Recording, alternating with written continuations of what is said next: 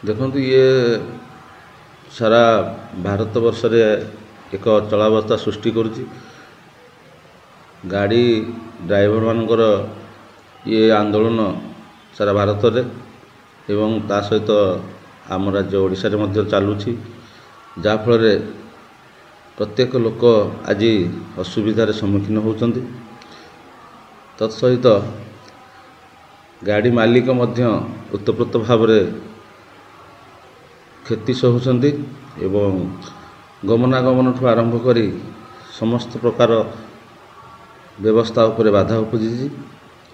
ତେଣୁ ଏହା ଉପରେ ଆମେ ଗାଡ଼ି ମାଲିକ ସଂଘ ତରଫରୁ ଆମେ ନିବେଦନ କରିବୁ ସରକାରଙ୍କୁ ଆପଣଙ୍କ ମାଧ୍ୟମରେ ଯେ ଏହି ପ୍ରକାର ଅଚଳାବସ୍ଥାକୁ ଅତି ଶୀଘ୍ର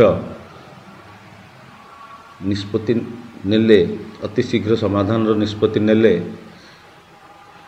ପୁଣି ଥରେ ସ୍ୱାଭାବିକ ପରିସ୍ଥିତି ଆସନ୍ତା ଏବଂ ପ୍ରତ୍ୟେକ